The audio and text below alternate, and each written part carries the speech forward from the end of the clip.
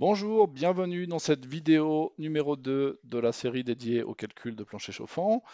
Comme dans la première vidéo, on était très focalisé sur des paramètres de calcul, je me suis dit que pour changer, pour varier un petit peu, on allait parler un petit peu dessin.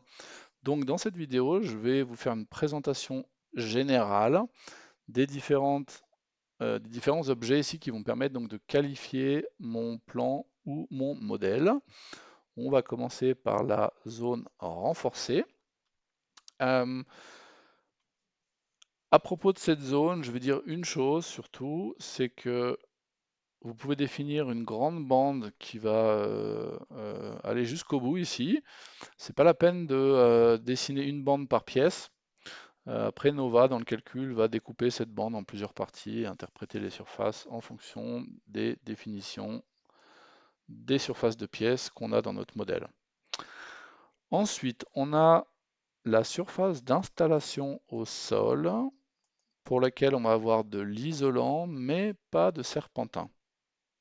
Hein, donc cette surface ne sera pas disponible pour la pose de serpentin. Ensuite, on va avoir une surface non disponible. Donc cette surface, elle sera disponible ni pour les serpentins, ni pour l'isolant, pardon.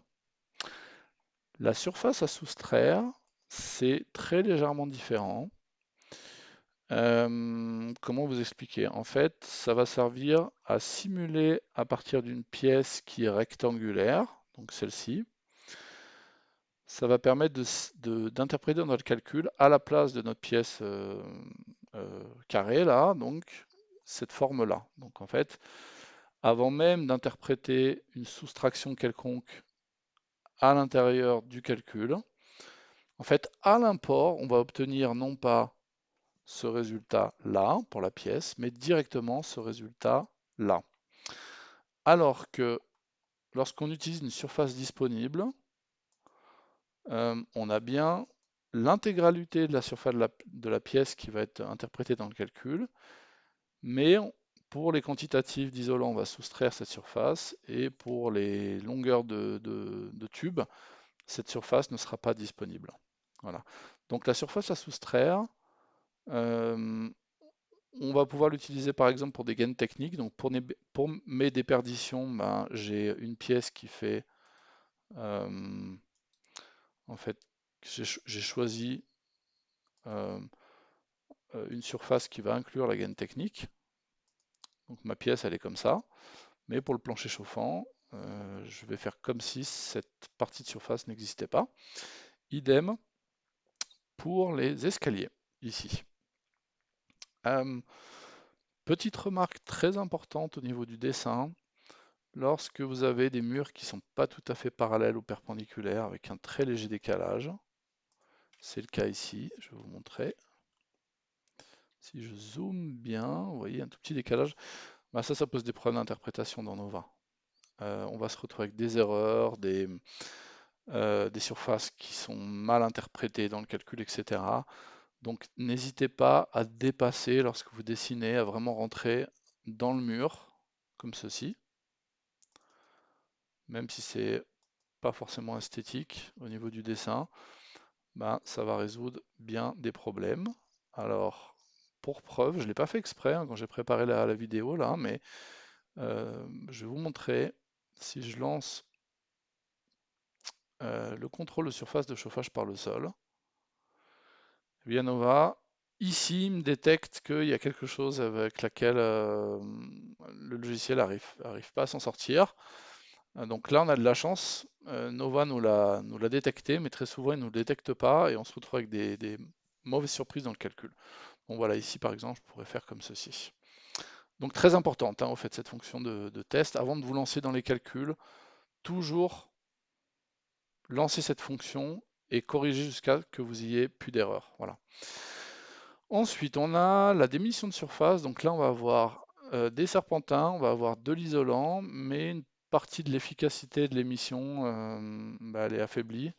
Donc en fait, si par exemple je saisis par exemple ici 70%, ça signifie qu'en fait j'aurai que 30% de l'émission qui serait effective sur cette surface par rapport au reste de la surface normale entre guillemets de la pièce.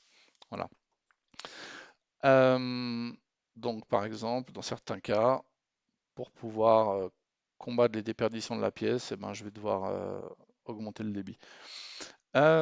Qu'est-ce qui nous reste encore? Les lignes de séparation qui peuvent faire office de joint de dilatation, mais c'est pas obligatoire. Ça va me permettre sur des grandes pièces où il y a probablement plusieurs boucles de chauffage, eh bien d'imposer en fait mon découpage. Donc là, j'aurai au minimum 6 boucles de chauffage, et Nova va poser ses boucles une fois que je les aurai dimensionnées, enfin ses surfaces de boucles, en respectant donc ce découpage. Euh, voilà.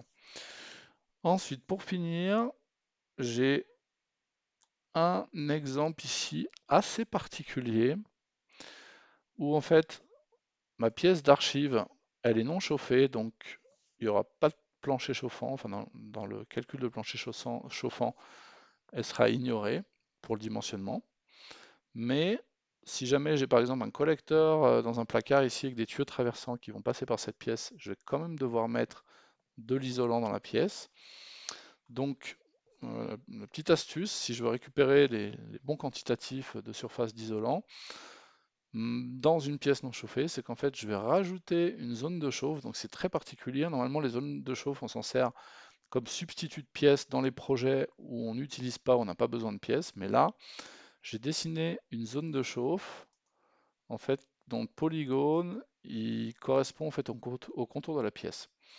Et comme je veux pas de tube, mais uniquement de l'isolant, j'ai en plus rajouté une surface d'installation.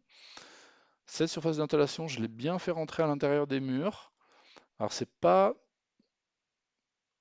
uniquement pour éviter le problème qu'on a vu tout à l'heure, mais c'est aussi parce que si les deux surfaces elles sont exactement l'une sur l'autre, ça va me générer des messages d'erreur. Donc voilà. Euh, je crois qu'on a fait le tour pour ces surfaces. Donc dans une prochaine vidéo, on verra l'effet de ces surfaces dans les calculs. Je vous dis à très bientôt.